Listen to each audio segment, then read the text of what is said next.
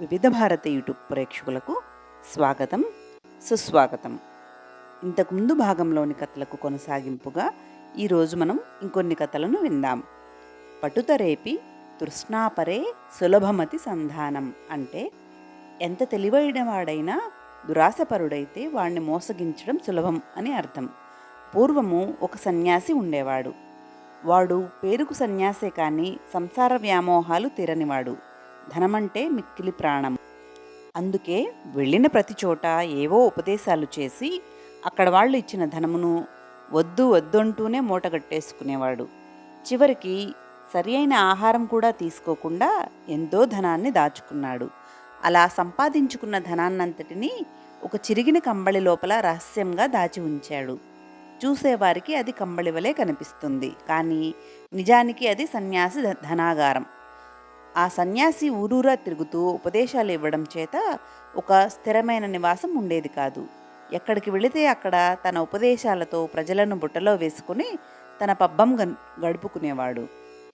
ఒకసారి ఆ సన్యాసి ఒక ఊరుకు పోయి అక్కడ ఉపదేశానంతరం గ్రామస్తులు ఇచ్చిన ధనాన్ని ఏదో మీ తృప్తి కోసం తీసుకుంటున్నాను, కానీ మా వంటి సన్యాసులకు ఈ ధనం ఎందుకు అంటూ స్వీకరించి కొద్ది దూరంలో ఉన్న దేవాలయానికి వెళ్ళి ఎవరూ లేకుండా చూసి తన కంబళిని తెరిచి దాని నిండా ఉన్న ధనాన్ని చూసుకుని ఆనందంతో పొంగిపోతూ ఆ రోజు సంపాదించిన ధనాన్ని కూడా అందులో దాచుకుని కాసేపు ఆ ధనరాశులను చూస్తూ గడిపి తరువాత యథావిధిగా ఆ కంబళిని తన దగ్గర భద్రంగా దాచుకుని హాయిగా నిద్రపోయాడు. ఈ వ్యవహారాన్నంతటినీ ఆ సమీపంలోని ఆషాఢభూతి అనే దొంగ చూశాడు. మరునాటి ఉదయమే ఆ దొంగ సన్యాసి వల్లే వేషం మార్చి వచ్చి, స్వామి, నా పేరు ఆషాఢభూతి. మీ ఉపదేశాలను విని నేను ఎంతో ఆనందించాను. మీ వంటి జ్ఞానవంతులకు శిష్యునిగా ఉండాలని నా చిరకాల వాంఛ. తమరు దయచేసి నా కోరికను కాదనకండి అంటూ ప్రార్థించాడు అతి వినయంగా. డబ్బు ఖర్చు లేకుండా తన వెనక తిరిగేందుకు, తనకు సేవ చేసేందుకు ఒకడు దొరికాడని సంతోషిస్తూ సన్యాసి అందుకు ఒప్పుకున్నాడు. ఆ రోజు నుండి ఆషాఢభూతి ఎంతో వినయం నటిస్తూ సన్యాసికి కాళ్ళు పట్టడం, ఒళ్ళు పట్టడం, విసరడం ఇలా ప్రతి విషయంలోనూ ఆయనకు శ్రమ లేకుండా చూసుకుంటూ మధ్య మధ్యలో సన్యాసి తనను పూర్తిగా నమ్మేలా ధనమంటే ద్వేషం చూపిస్తూ ధనం చూడగానే విసిరు కొడుతూ ఉండేవాడు. ఆషాఢభూతి ప్రవర్తన చూసిన ఆ సన్యాసి వీడికి డబ్బంటే అసలు వ్యామోహం లేదు, వీడితో నాకు ప్రమాదం లేదు అని అనుకుని అప్పుడప్పుడు తన కంబళిని వాడికి మోయడానికి ఇచ్చేవాడు. ఆషాఢభూతి కూడా అందులో ఏముందని అడగకుండా గురువాజ్ఞను పాటించే శిష్యుని వలె ప్రవర్తించసాగాడు. ఒక సందర్భంలో తన కంబళిలో ఏమున్నదో సూచనప్రాయంగా ముందు జాగ్రత్త కోసం ఆషాఢభూతికి చెప్పాడు సన్యాసి. అయినా ఆషాఢభూతి అదేమీ పట్టని వాడి వలె ప్రవర్తించసాగాడు. ఒకసారి వారిరువురు ఒక గ్రామానికి వెళ్ళి అక్కడి నుండి తిరిగి వస్తూ ఉండగా, స్వామి, ఈ గడ్డిపోచ నా పంచుకు అంటుకొని ఉంది. పరాయి సొమ్ము గడ్డిపోచ అయినా నాకు అవసరం లేదు. మీరు నడుస్తూ ఉండండి, నీ వెళ్ళి వాళ్ళకి ఇచ్చేసి వస్తా అని అంటూ పరిగెత్తుకుంటూ వెనక్కు వెళ్ళి కొద్దిసేపు ఆగి వచ్చాడు. అంతే, ఆ సన్యాసికి వాడి మీద ఎక్కడిలేని నమ్మకం కుదిరిపోయింది. ఇంకా అదును కోసం ఎదురు చూడసాగాడు ఆషాఢభూతి.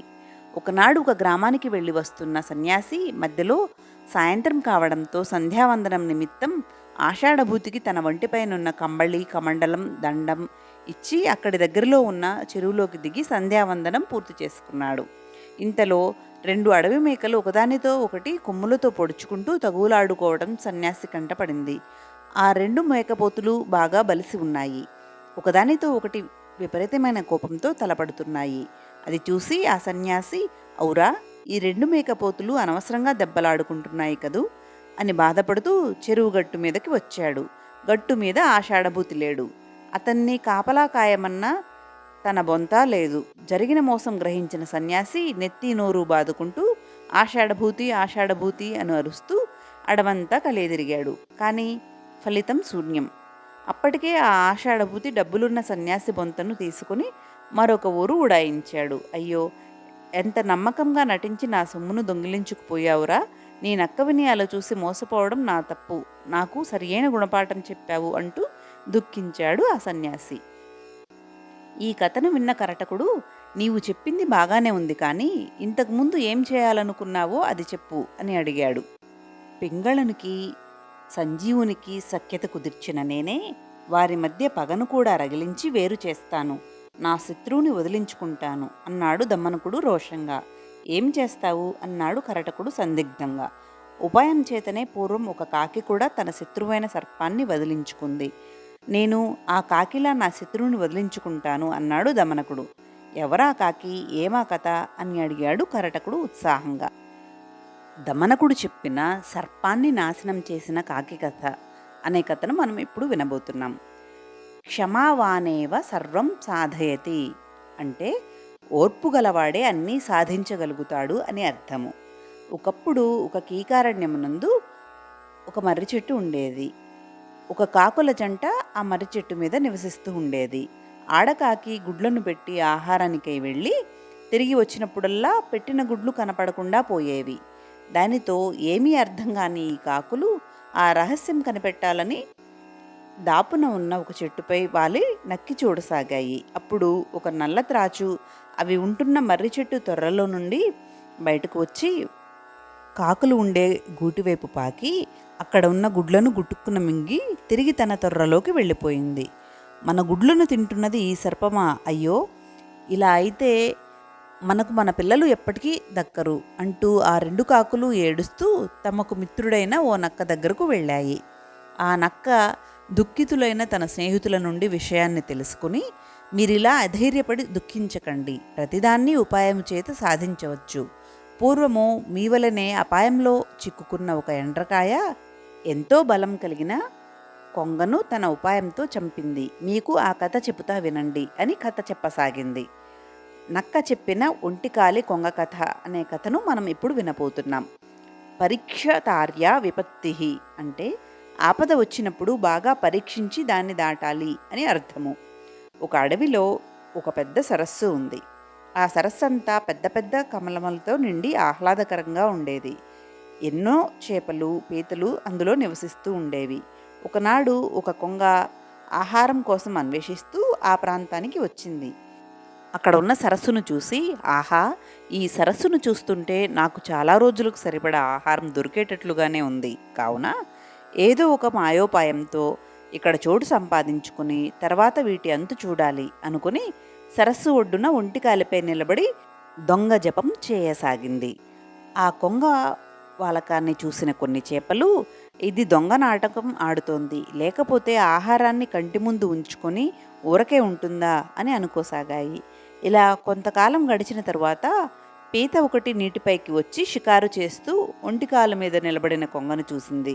అది ఎంతో ఆశ్చర్యపోతూ, ఆహా, ఈ కొంగను చూస్తుంటే ఎంతో పవిత్ర భావం కలుగుతోంది, ఏమి నిగ్రహము, తన ముందు చేపలు ఆనందంగా తిరుగుతుంటే హాయిగా తినక అంత తపస్సులో మునిగి ఉన్నదంటే ఖచ్చితంగా ఈ కొంగ ఎంతో గొప్పది అని అనుకుని దాని వద్దకు చేరుకుని, నమస్కారం మహాత్మా అంది పీత గౌరవంతో.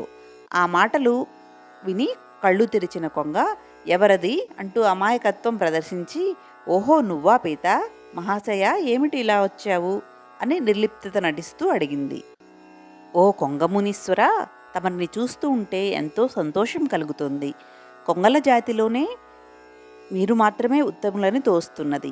ఏ కారణం చేత మీరు ఈ తపస్సు చేస్తున్నారో తెలుసుకోవచ్చునా అని అడిగింది పీత అమాయకంగా. తప్పకుండా, నేను తెలుసుకున్న విషయాన్ని ప్రతి ఒక్కరికి తెలియచేయాలన్నదే నా కోరిక, చెబుతాను విను. ఒకనాడు నేను ఆహారానికి వెళ్ళి ఒక చేపను పట్టుకుని వస్తుండగా ఒక ముని నన్ను నా నోటిలో గిజగిజ తన్నుకుంటున్న చేపను చూశాడు. వెంటనే అతడు, ఓ కొంగా, నీకు ఇసుమంతైనా జాలి లేదా? ప్రాణభయంతో కొట్టుకుంటున్న ఈ చేపపై నీకు జాలి కలగడం లేదా? తక్షణమే ఈ చేపను విడువుము అన్నాడు. నేను భయంతో ఆ చేపను వదిలివేశాను. అతడు ఆ చేపను తీసుకుని పోయి నీటిలో వదిలి నాతో ఇలా అన్నాడు, నేను విడవమనగానే నీకు దొరికిన ఆహారాన్ని వదిలేశావు. దానిని బట్టి నీవు చాలా దయా జాలి కల దాని వలె కనబడుతున్నావు. అలాంటి నువ్వు ఈ చేపల ప్రాణాలు తీసి ఎలా తింటున్నావు? అలా చేస్తే నిన్ను యముడు రౌరవాది నరకాల పాలు చేస్తాడు. నిన్నే కాదు, నీలా జీవించే వాటినన్నింటినీ ఆ విధంగానే చేస్తాడు. కాబట్టి ఈ రోజు నుండి ఈ నికృష్టపు బతుకును మానేయి. నీలాగే బ్రతికే వాటన్నిటికీ ఇటువంటి ఉపదేశాన్నే చేస్తూ మిగిలిన రోజులు భగవంతుణ్ణి ప్రార్థిస్తూ బ్రతుకు అని చెప్పాడు. ఆ మహాత్ముని బోధనలతో నా కళ్ళు తెరుచుకున్నాయి. అప్పటి నుంచి ఇలా ఇక్కడ భగవద్ధ్యానంలో మునిగి ఉన్నాను. నా జపం, తపం, స్నానం అన్నీ ఇక్కడే అన్నది ఆ కొంగ. కొంగ మాటలు విన్న ఆ పీతకు అదంటే ఎక్కడలేని భక్తిభావం పెరిగిపోయింది.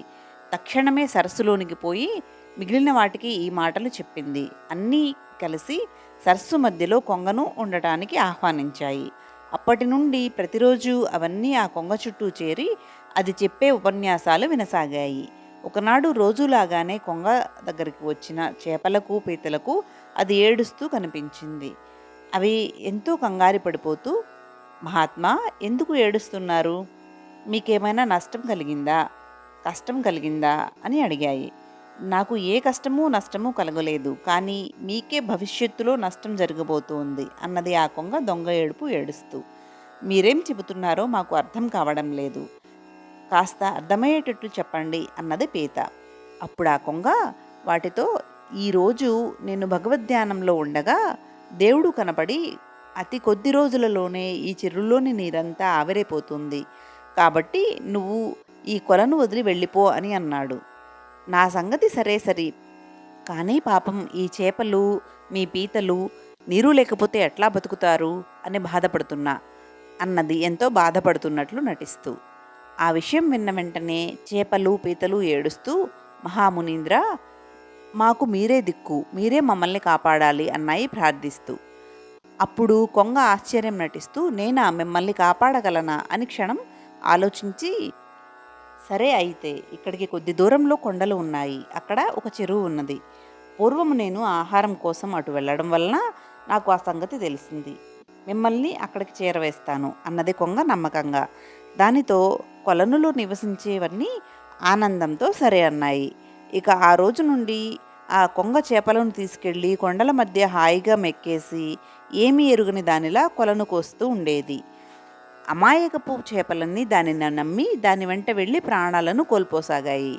కొన్ని రోజులకు చెరువులోని చేపలన్నీ అయిపోయాయి. ఆ తరువాత పీతల వంతు వచ్చింది. కొంగకు అందరికంటే ముందు పరిచయమైన పీత దానితో, మహాత్మా, నన్ను ముందుగా తీసుకుపోండి అని అనడంతో కొంగ సరేనని దానిని తీసుకుపోసాగింది. అయితే ఆ కొండలు, ఆ వాతావరణం గమనించిన పీతకు ఎందుకో మొదటిసారిగా ఆ కొంగపై సందేహం కలిగింది. అప్పుడు ఆ పీత, మహాత్మా, నాకు మీ నోటి మధ్య ఉండడం కొంచెం ఇబ్బందిగా ఉంది, కాబట్టి నన్ను తమరి మెడపై ఉంచుకోండి, నేను నా మెత్తని కాళ్లతో తమరి మెడను అంటు పెట్టుకుంటాను అన్నది నమ్మకంగా. సరే అలాగే, నీ బాధ తీర్చడమే కదా నాకు సంతోషము అంటూ ఆ పీతని తన మెడకి కరిచి పట్టుకునేలా చేసింది కొంగ. పీత ఆ కొంగ మెడ పట్టుకోగా ముందుకు ప్రయాణం చేయసాగింది ఆ కొంగ. అలా పోతూ ఒకచోట దిగసాగింది. అక్కడ పీతకు చేపల ముళ్ళు కనిపించాయి. అయ్యో, దొంగ జపం చేస్తూ ఈ కొంగ ఎంత మోసం చేసింది! దీని మాటలు నమ్మి చేజేతులా నా మిత్రులందరి ప్రాణాలు తీసిన దాన్ని అయ్యాను. ఎంత మోసం చేశావే దొంగ కొంగ! ఉండు, మమ్మల్ని మోసం చేసినందుకు గాను నీకు తగిన చేస్తా అని అనుకుంటూ పీత నేలకు కాస్త దూరంలో ఉండగానే కొంగ గొంతు గట్టిగా పట్టుకుంది. ఏయ్, నా మెడ వదులు అంటూ గింజుకోసాగింది కొంగ. నీ దొంగ నాటకాలు నాకు తెలిసిపోయాయిలే, ఇక నీ ఆటలు సాగు, చావు అంటూ కొంగ మెడను కొరికేసింది పీత. ఆ పీత పట్టు నుంచి విడిపించుకోలేక గిలగిలలాడుతున్న ఆ కొంగను పీత ఉపాయంతో చంపేసి మిగిలిన వాటి ప్రాణాలన్నింటినీ రక్షించింది. ఆ కథని అంతా పూర్తి చేశాక, విన్నారు కదా, అపాయం నుండి ఉపాయం రక్షిస్తుంది, కాబట్టి మీరు కూడా మీ బుద్ధిని ఉపయోగించండి, ఏదో ఒక ఉపాయం తట్టకపోదు అన్నది నక్క మగకాకితో. నక్కకి కృతజ్ఞతలు చెప్పుకొని అక్కడ నుండి తమ నివాసం వైపుకు బయలుదేరాయి ఆ రెండు కాకులు. అలా వెళుతున్న వాటికి ఒకచోట కొందరు స్త్రీలు కొలనులో స్నానం చేయడం కంటపడింది. వెంటనే మగకాకి మెదడులో ఒక ఆలోచన కలిగి కిందకు దిగి ఒడ్డున ఆ స్త్రీలు విడిచిన ఆభరణాలలో ఒకటి నోట కరుచుకుంది. దానిని చూసిన స్త్రీలు, అయ్యో, కాకి మా నగను ఎత్తుకుపోయింది అంటూ అరిచారు. వారి కేకలు విన్న భటులు కొందరు కర్రలు పట్టుకుని ఆ కాకి వెంబడి తరమసాగారు. మగకాకి ఎందుకు ఇలా చేసిందో ఆడకాకి అర్థం కాక, ఎందుకు ఈ నగను తీసుకొచ్చావు? వారి చేతికి చిక్కితే ఇంకేమైనా ఉందా? మన ప్రాణాలు తీయరా అన్నది భయంగా. దానికి మగకాకి నవ్వుతూ, ఇప్పుడు నేను వారి చేతికి చిక్కకుండా సర్పాన్ని చిక్కేలా ఎలా చేస్తానో చూడు అన్నది. అది ఎగురుతూ మర్రి చెట్టు వద్దకు పోయి సర్పం ఉంటున్న తొర్రలోకి ఆ నగను జారవిడిచింది. తరువాత ఆ 2 కాకులు తమ గూటిలోనికి చేరుకుని ఏమి జరుగుతుందో చూడసాగాయి. కాకులను వెంటాడుతూ వచ్చిన భటులు కాకి నగను తొర్రలోనికి జారవిడడం చూసి అందులోకి బల్లాలను దూర్చి నగను బయటికి తీయడానికి ప్రయత్నించసాగారు. తొర్రలోపల ఉన్న సర్పానికి ఆ బల్లాలు గుచ్చుకోవడంతో అది బుస్సుమంటూ బయటకు వచ్చింది. ఆ సర్పాన్ని చూసిన భటులు తమ వద్దనున్న కర్రలతో సర్పాన్ని కొట్టి చంపి తమ నగను తీసుకుని వెళ్ళిపోయారు. ఇదంతా చూసిన కాకులు తమను పట్టి పీడిస్తున్న సర్పం పీడ విరగడంతో ఎంతో ఆనందించాయి అని కథను ముగించింది. ఈ విధంగా కరటక, నేను కూడా ఉపాయంతో నా పని చేయబోతున్నాను. నీకో విషయం తెలుసా? కండబలం కంటే కూడా ఒక్కోసారి బుద్ధిబలం కార్యాలు సాధించడానికి ఉపయోగపడుతుంది. ఇలా చేసే చిన్న కుందేలు అడవికి రాజైన సింహాన్ని సంహరించింది అన్నాడు దమనకుడు. ఏమిటేమిటి? చిన్న కుందేలు ఉపాయంతో సింహాన్ని సంహరించిందా? ఏమిటా కథ అని అడిగాడు కరటకుడు. దమనకుడు చెప్పిన సింహము తెలివైన కుందేలు కథ అనే కథను మనం ఇప్పుడు వినబోతున్నాం. ఉపాయపూర్వం కార్యం న దుష్కరం స్యాత్ అంటే ఉపాయముతో చేసే పనిలో శ్రమ ఉండదు అని అర్థము. ఒకప్పుడు ఒక అడవిలో ఒక కుందేలు ఉండేది. దాని పేరు బుద్ధిమతి. పేరుకు తగ్గట్లుగానే అది ఎంతో తెలివైనది. ఆ అడవికి రాజు ఒక సింహము. అయితే అది రాజులాగా ప్రవర్తించక తన ఇష్టం వచ్చినట్లు ప్రవర్తించేది. దొరికిన జంతువులను దొరికినట్లు చంపేసేది. దాని ప్రతాపానికి అడవిలోని జంతువులు బయటికి రావాలంటేనే భయపడేవి. ఆఖరికి అవి తమ ఆహారం కోసం కూడా బయటికి రాలేక ఒక్కోసారి ఆకలితో మాడుతూ నివాసాల్లోనే ఉండేవి. ఇలా అవస్థపడుతున్న జంతువులన్నీ ఇక లాభం లేదని అనుకుని ఒకనాడు రహస్యంగా సమావేశమయ్యాయి. మన కర్మ ఏమిటి ఇలాగయ్యింది? అటువైపు చూస్తే ఆ సింహం ఇష్టం వచ్చినట్లుగా వేటాడుతోంది. మరొక వైపేమో దానికి భయపడి మనము కడుపులు మార్చుకుంటున్నాము. ఇలాగే జరిగిపోతే కొన్ని రోజులకు సింహం నోటికి చిక్కి కొందరం, ఆకలితో మాడి కొందరం మరణిస్తాము. కాబట్టి దీనికి తగిన ఉపాయం ఏదైనా ఆలోచించాలి అని అనుకున్నాయి. ఇలా ఆలోచించి చివరకు ఒక తోడేలు మిగతా జంతువులతో నాకు ఆలోచన వచ్చింది. ఈ రోజు నుంచి మనము రోజుకు ఒకరం స్వయంగా వెళ్ళి సింహానికి ఆహారం అవుదాము. అప్పుడు సింహానికి ఆకలి తీరుతుంది. అప్పుడది గుహ వదిలి బయటకు రాదు. ఇక అప్పుడప్పుడు మన వంతు వచ్చే వరకు అడవిలో స్వేచ్ఛగా బతకవచ్చు. ఎప్పుడు సింహం వస్తుందా అని ప్రాణాలు అరచేతిలో పట్టుకుని బ్రతకనవసరం లేదు. ఏమంటారు అని అన్నది. సరే, నీవు చెప్పింది బాగుంది. ఎప్పుడు చేస్తామో తెలియని బ్రతుకులు బ్రతికే కంటే మన వంతు వచ్చాక చేస్తాము అని అనుకునే ఆలోచన మనసుకు ప్రశాంతతను కలుగజేస్తుంది. ఆ ప్రశాంతతతో కొద్ది రోజులు సులభంగా గడపవచ్చు. నీవు అన్నట్లే చేద్దాం అని అన్నాయి అన్ని జంతువులు కూడా. ఈ నిర్ణయాన్ని తోడేలు స్వయంగా సింహరాజుకు వినిపించింది. దాని మాటలు విన్న సింహము, అడవిలో హాయిగా తిరుగుతూ ఉండే నన్ను బందీగా గృహంలో ఉంచి నాకు ఆహారం పెడతారన్నమాట. సరే, అడవికి రాజైన నేను మీ మాటను గౌరవిస్తాను. కానీ ఒక విషయము, ఎప్పుడైనా నాకు ఆహారం రావడం ఆలస్యమైతే మీ అందరినీ చీల్చి చెండాడతాను అని అన్నది. సరేనన్నది తోడేలు. ఆ రోజు నుండి క్రమం తప్పకుండా వేళ ప్రకారం ఆహారంగా ఒక్కో జంతువు సింహం వద్దకు వెళుతూ ఉండేది. సింహం దాన్ని చంపి తింటూ ఉండేది. ఒకరోజు అంతూ గర్భిణిగా ఉన్న ఒక కుందేలు దయ్యింది. దాని కొడుకే బుద్ధిమతి.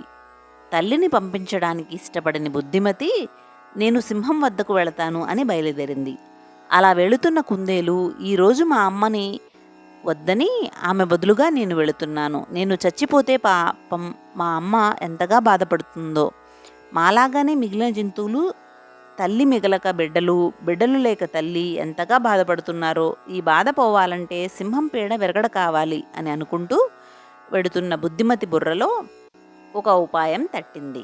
అంతే, బుద్ధిమతి కావాలని ఆలస్యంగా సింహం దగ్గరకు వెళ్ళింది.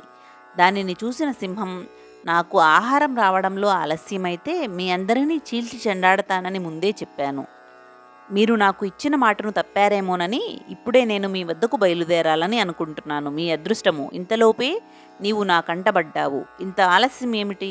ఎలాగో చస్తున్నావు కదా అని అడవిలోకి పోయి షికారు చేసి వచ్చావా అన్నది ఆగ్రహంతో. ఆ మాటలకు బుద్ధిమతి ఎక్కడలేని భయం, బెదురుతో పాటు వినయం కూడా నటిస్తూ, లేదు మహారాజా, నేను వస్తూ వస్తూ దారిలో దాహం వేయగా ఒక బావి దగ్గరకు పోయి దాహం తీర్చుకుంటున్నాను. అప్పుడు అక్కడకు ఒక సింహం వచ్చి నన్ను చంపబోయింది. అప్పుడు నేను, నీవు మా అడవికి చెందినవాడవు కాదు. నన్ను చంపినట్లయితే మా సింహరాజుకు తెలిస్తే నిన్ను ప్రాణాలతో వదలడు అని అన్నాను. అందుకు ఆ సింహం, ఏమిటి మీ సింహరాజా, అది నన్ను చంపుతుందా? నా సంగతి మీ సింహరాజుకు తెలియదేమో. లెక్కలేనన్ని ఏనుగులను ఎదుర్కొని వాటినన్నిటినీ నా పంజాతో దెబ్బతో సంహరించాను. మీ సింహరాజు అయినా మరెవరైనా నా చేతిలో ఎందుకు పనికిరారు? పో, తక్షణమే పోయి దాన్ని నా దగ్గరకు తీసుకురా, అదో నేనో తేల్చుకుంటాము అని అన్నది. అప్పుడు నేను పరిగెత్తుకుంటూ మీ వద్దకు వచ్చాను. అదిప్పుడు ఆ బావి లోపల ఉన్నది. ఇది సింహరాజా అసలు సంగతి అన్నది బుద్ధిమతి. దాని మాటలు విన్న సింహం తోక తెగిన కోతిలా గెంతులేస్తూ, సింహమా, పద, ఆ అహంకారి ఎక్కడ ఉన్నదో నాకు చూపు. ఈరోజు నేను దాని అంతు చూస్తాను. నా అడవికే వచ్చి నాతో సవాలు చేస్తుందా అంటూ గాండ్రిస్తూ బయలుదేరింది. బుద్ధిమతి తోడురాగా వేగంగా బావి దగ్గరకు పోయి, ఏది ఆ అహంకారి, దానిని నా పదునైన గోళ్లతో చీల్చి చెండాడుతాను అంటూ బావిలోకి చూసింది సింహరాజు. బావిలోకి తొంగి చూసిన ఆ సింహానికి దాని ప్రతిబింబమే భయంకరంగా అరుస్తూ కనిపించింది. దానిని చూసేసరికి అది వేరే సింహమని భ్రమపడింది. అప్పుడు బుద్ధిమతి, చూశారా మృగరాజా, మీరు వచ్చారని తెలియగానే అది ఎలా గర్జిస్తోందో. ఏమైనా సరే ఈరోజు మీరు మీ పౌరుషాన్ని చూపాల్సిందే అంటూ దానికి కోపం రెట్టింపు అయ్యేలా రెచ్చగొట్టింది. ఇప్పుడు చూస్తావు నా పౌరుషాన్ని అంటూ మహా ఆగ్రహంతో సింహం ఆ బావిలోకి దూకింది. బావి లోపల దానికి మరో సింహమేదీ కనపడకపోవడంతో పైకి వచ్చే అవకాశం లేక, ఈ కుందేలు నన్ను మోసం చేసింది అని భయంకరంగా గర్జిస్తూ ఆ బావిలో నీటిలో మునిగిపోయి ఊపిరి ఆడక గిలగిలా తన్నుకుని విధిలేక ప్రాణాలు వదిలేసింది. ఆ అరుపులు విన్న మిగతా జంతువులు కూడా అక్కడికి వచ్చి బుద్ధిమతి ద్వారా జరిగిన సంగతి తెలుసుకొని, శబాష్, కండబలంతో చేయలేనిది బుద్ధిబలంతో చేశావు అంటూ మెచ్చుకున్నాయి. ఆ కథ చెప్పిన దమనకుడు నవ్వి, ఆ కుందేలు వలనే నేను కూడా బుద్ధిబలాన్ని ఉపయోగించి నా శత్రువైన సంజీవకుని నా దారి నుండి తప్పిస్తాను అని అన్నాడు. దమనక, నీ ఆలోచన మెచ్చుకోదగినిందే, కానీ జాగ్రత్త, రాజులతో కార్యమంటే కత్తి మీద సాము లాంటిది. ఎటు తప్పుటడుగు వేసినా పోయేవి నీ ప్రాణాలే. అయినా నువ్వు కార్యాన్ని అమలు పెట్టడానికి ఏదో పథకం ఆలోచించే ఉంటావు. అదేమిటో నాకు చెబితే నేను కూడా నీకు సహాయపడతాను అన్నాడు కరటకుడు. తరువాతి కథలను తరువాయి భాగంలో కొనసాగిద్దాం. సర్వే జనా సుఖినో భవంతు, లోకా సమస్త సుఖినో భవంతు. ఓం శాంతి శాంతి శాంతి.